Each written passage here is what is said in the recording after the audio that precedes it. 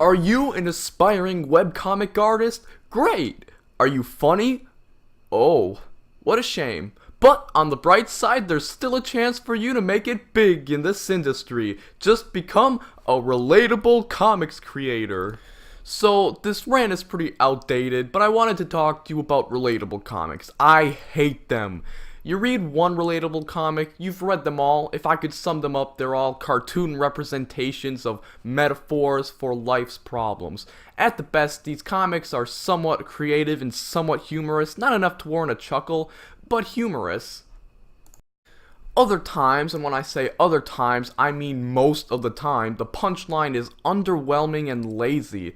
Garfield is better than most of these comics, for God's sakes. At least in Garfield, there's a setup and somewhat of a punchline, albeit a weak one. These webcomics all boil down to one thing. Me awkward, depressed introvert. God help the poor soul who finds that funny. No, seriously, I'll pray for you.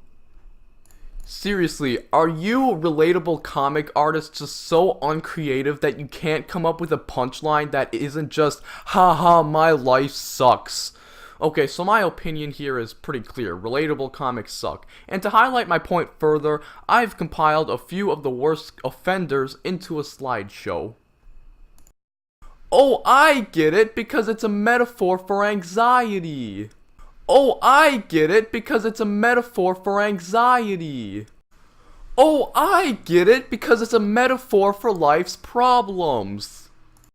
Oh, I get it, because it's a metaphor for laziness.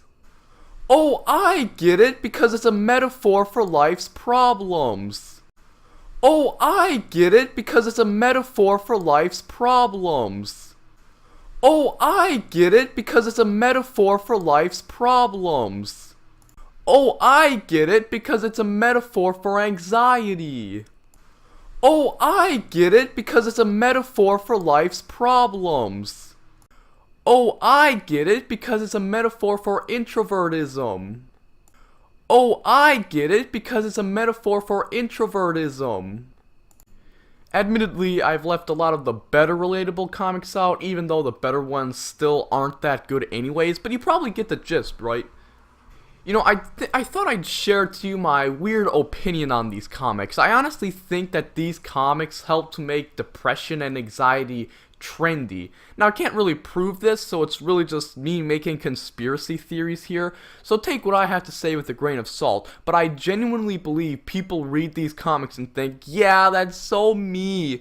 Do you know what it's like to have depression or anxiety? It's awful. I myself thankfully have none of these traits, but when people self-diagnose themselves like this, it makes the stigma around mental illness that much more present. Now, I won't place the blame on the comic artists, because again, what I'm saying here is really speculation. I'm in no place to point fingers here. At the end of the day, the creators probably just seek to help people with actual mental illnesses, help them cope by providing these cartoons. But even if we ignore my crazy conspiracy theories with these comics, they're still awful. These cartoons are so unfunny that they surpass political cartoons in unfunniness, which, when you think about it, the two are pretty similar. Conclusion. These comics are awful. Lazy setups which lead to repetitive punchlines which lead to a mediocre comic genre as a whole. I can't imagine why anyone would think this sort of thing is funny. Friendly Fella Jed, out.